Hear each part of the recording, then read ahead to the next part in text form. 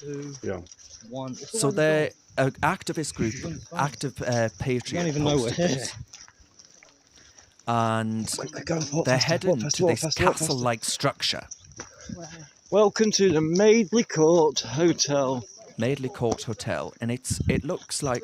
It's like a castle. Well, he said it for me.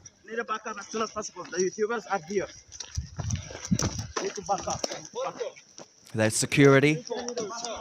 Madeley Court Hotel in Telford. 16th century. What I would describe as a castle. This is your open borders immigration. Well, we have homeless dying in shop doorways and in tents. This is what we're giving to migrants. Take a look. This is what the migrants get. While your pensioner is scared to heat her home this Christmas. Yeah. Yeah, worried about eating or eating. £5.3 billion a year. 4 million a day. That's in asylum, yeah. This is the open borders experiment. I just got past you, mate. You are in private. I'm in private. Yeah, you have to back up. Luxury.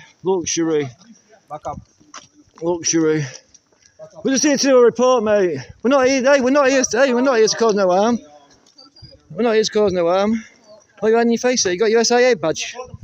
Are you registered? Yeah. Oh yeah? What you had in your face for? 16th century, what I would call a castle. Gatehouse. Here's migrants here. It is mind-blowing. It is, isn't it? Got their own basketball ring.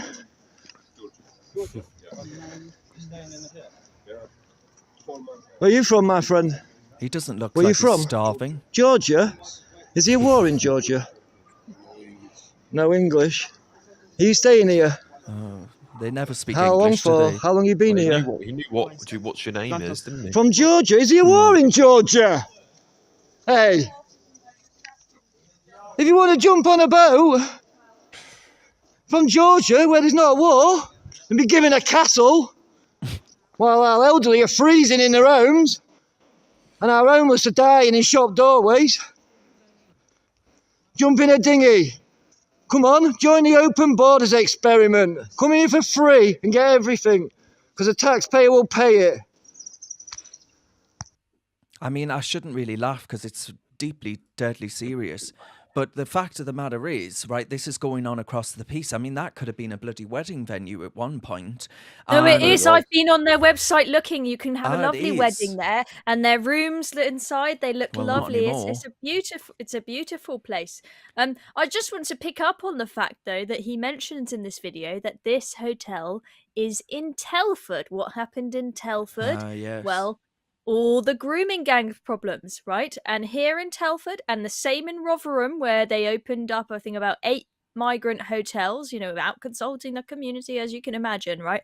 How do you think you would feel if you are a young girl who is a victim of grooming gang abuse? You walk the streets scared of, dodgy men coming up to you at any moment because of the abuse you've suffered. And then the Home Office, without telling you, they dump hundreds of undocumented young male men, don't know who they are, a lot of them from countries which have quite backward views about women, just dump them in your community after everything that you've gone through. You feel like no one's been listening to you for years. You finally feel like, oh, they're starting to make some arrests and convictions about the grooming gangs. Maybe this is going to become a safer place to live.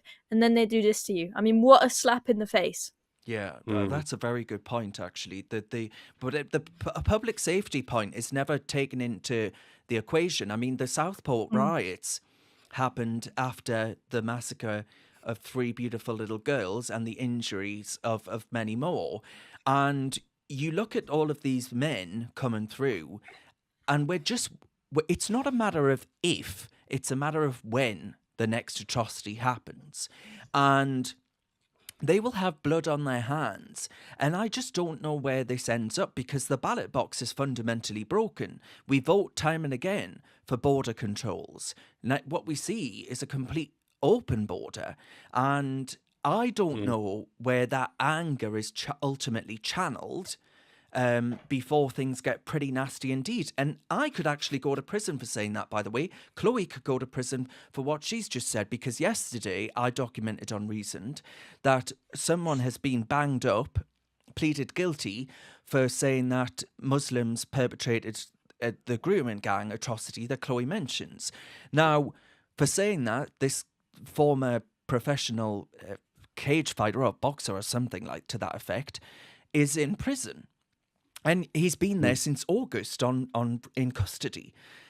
And I just don't know where this all ends, because everything that we are saying right now about this topic, about this fucking castle, could land us in a hot water in the slammer. It's insane. Darren, it's insane. It is absolutely madness that we have got to the point in this country where we can't.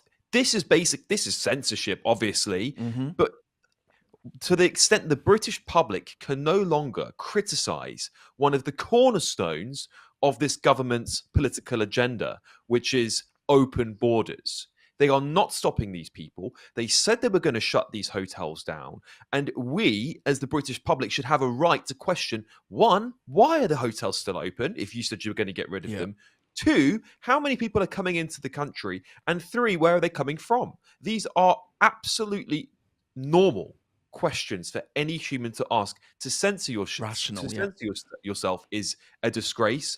And the political prisoners in this country are going to have a reckoning one day, because the British public will not stand for this forever. And they can't lock everybody up. They can't lock every single person up.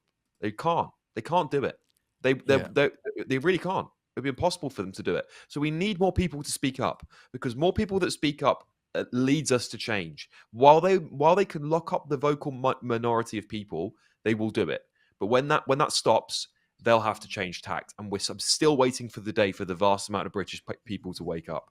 Yeah, me too. I mean, Eunice, do you think will there still be a country standing in 4.5 years' time when the next general election it has to be called? Well, I'm not sure about that, but I feel like this Labour government will implode sooner rather than later. And I just find it extremely ironic that we can send billions and billions to Ukraine and also, support all these wars, but we can't protect our border. Because let's keep it real. Once the illegals arrive, it's almost impossible to deport them, because how are you going to find them? How are you going to all put them in a ship? And where are you going to deport them to? So the best strategy is to stop migrants from coming in the first place. And I just don't understand why the Royal Navy can't protect the border.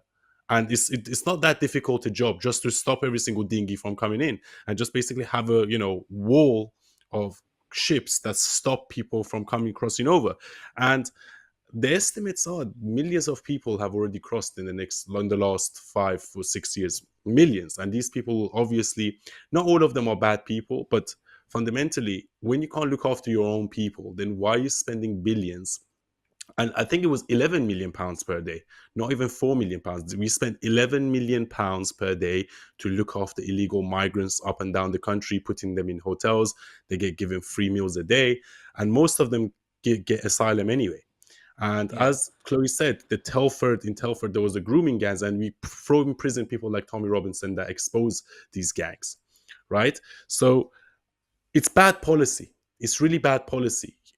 As I said, like Saudi Arabia, Dubai, all these countries, they don't take migrants in. They don't take asylum seekers. So why are we taking them? Like, why do we have a dog in this fight? No, we don't. No, it's all deliberate. We don't have it at all. So I don't think UK. There was a time that UK needed to take migrants in after the World War, but now that ship has sailed. I feel like we look after our own now. Stephen says this makes me seethe. Paul says shit like this makes me want to leave the United Kingdom, and that's a sentiment that's expressed so often at the moment from so many people. Wild in the Woods points out that he thought actually the countryside was racist. Clearly not, given that it's now a hotbed of migrants. And Victoria says this is intentional goading of the indigenous population.